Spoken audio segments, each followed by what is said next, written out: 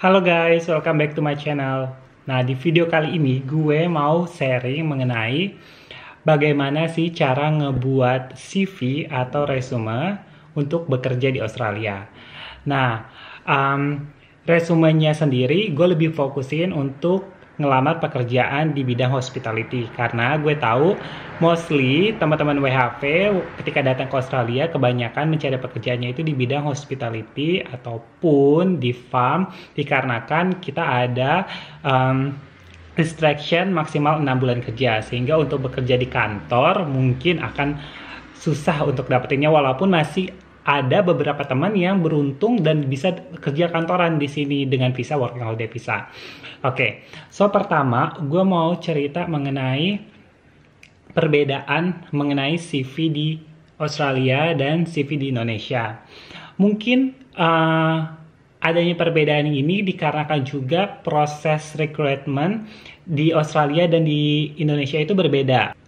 Seperti yang kita tahu kan kalau misalnya teman-teman berbagi seperti yang kita tahu, kalau misalnya kita mau ngelamar kerja di Indonesia itu prosesnya lumayan panjang, yaitu mungkin kita apply online dari JobsDB atau website-website pencari kerja di Indonesia.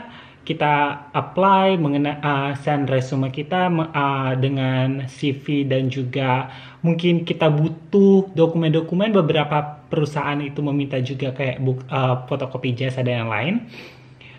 Setelah itu mungkin ada proses interview di mana proses interviewnya pun mungkin panjang, ada HRD minimal, setelah HRD ada user yaitu misalnya manager atau bos kita yang akan bekerja langsung dengan kita.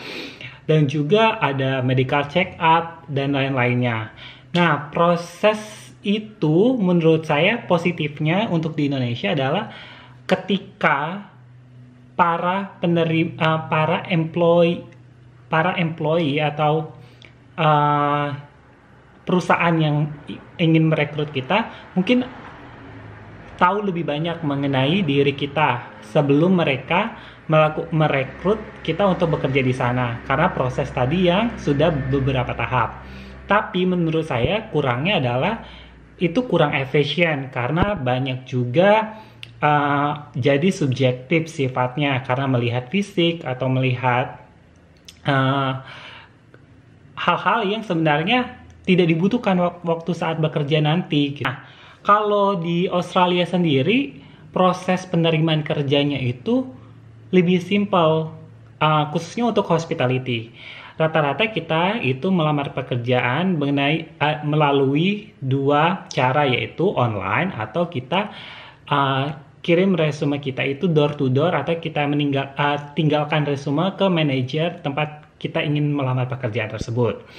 Nah, resumenya sendiri itu bentuknya sangat simple, dimana yang paling unik mungkin kalau teman-teman di Indonesia kita paling selalu cantumkan foto ya, foto kita di resume. Sedangkan di Australia sendiri kita tidak mencantumkan foto kita di resume. Jadi menurut saya bagusnya ini adalah orang-orang di Australia ini tidak melihat fisik, misalnya kalau misalnya tampangnya ganteng atau kembali fokus ke part-part apa aja sih yang perlu ada di resume atau CV untuk bekerja di Australia ini. Nah, yang pertama adalah di bagian awal kita harus mencantumkan tentunya identitas diri kita. Saya contohkan sedikit lebih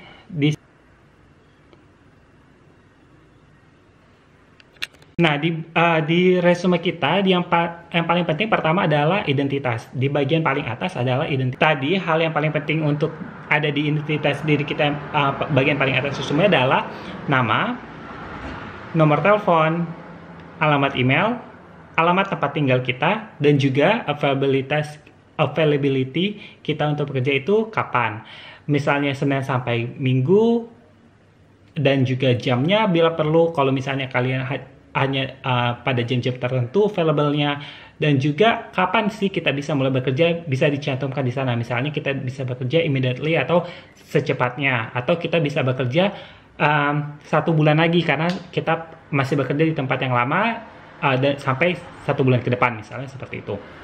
Nah, setelah itu, setelah dari identitas diri, kita masuk ke bagian objektif. Nah, di objektif ini kita seperti summary mengenai diri kita. Kita bisa bikin statement singkat mengenai diri kita.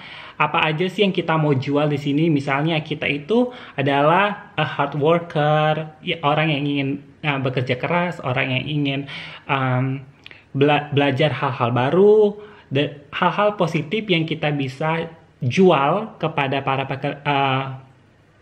pencari pekerja dengan kalimat-kalimat yang singkat dan kalimat yang simpel. Kita juga bisa cantumkan misalnya keinginan kita, kalau misalnya kita itu ingin bekerja sebagai apa, dan juga kapan kita ingin bekerjanya. Nah, setelah itu kita masuk ke bagian education.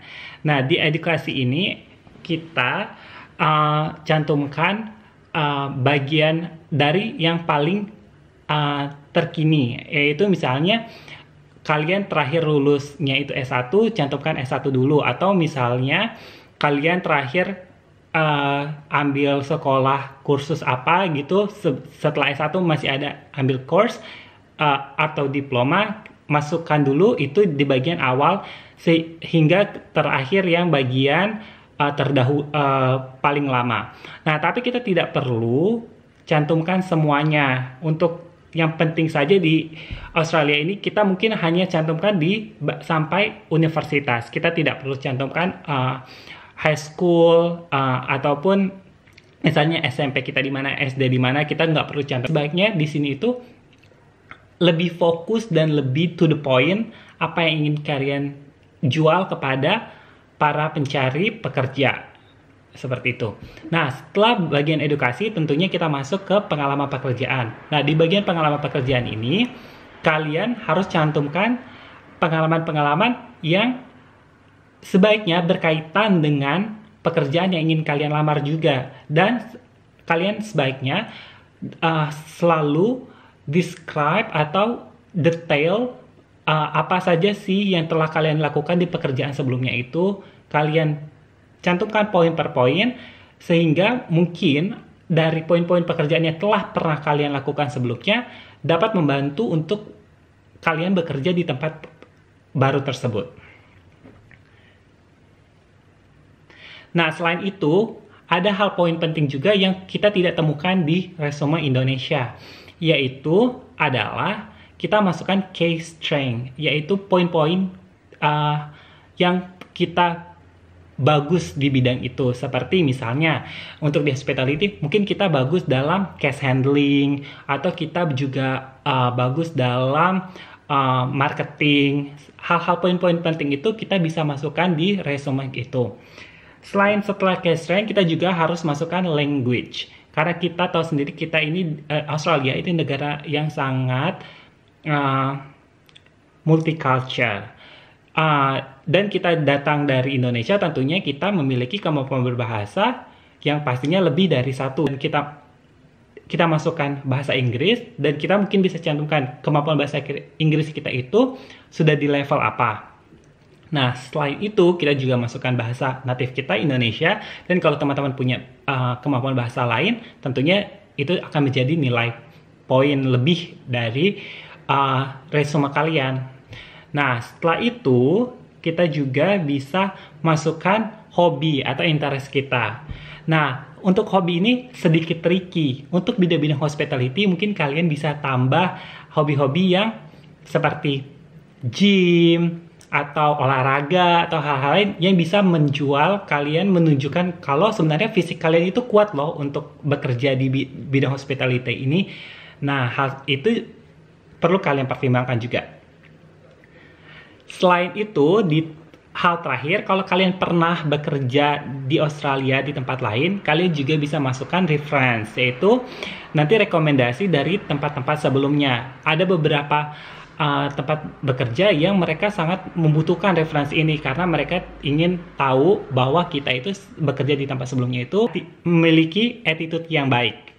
Nah, Teman-teman, setelah dari resume tersebut selesai dari poin-poin tersebut, yang kalian juga perlu ketahui adalah sebaiknya kita membuat resume di Australia itu singkat, jelas, dan to the point dan padat. Jadi usahakan resume kita itu hanya satu lembar, atau mungkin two face. Dalam satu lembar itu ada dua bagian, depan dan belakang. Jadi ketika kita melamar pekerjaan, especially ketika kita door to door, itu resumenya nggak kemana-mana. Mereka tuh gampang untuk melihatnya. Melihat resume kita itu tidak hilang page kedua, yang mana mungkin page kedua itu adalah informasi penting dari resume itu. Nah, jadi pastikan spelling juga benar, juga pastikan informasi yang kita sampaikan itu tidak bertele-tele, dan juga dengan format atau format dan juga font yang gampang dibaca dan menarik. Jadi semoga ilmu mengenai cara membuat CV atau resume ini bermanfaat buat teman-teman untuk mencari pekerjaan di Australia. Oke, see you in another video. Dan tentunya jangan lupa like, comment, dan subscribe channel gue. Oke teman-teman, bye!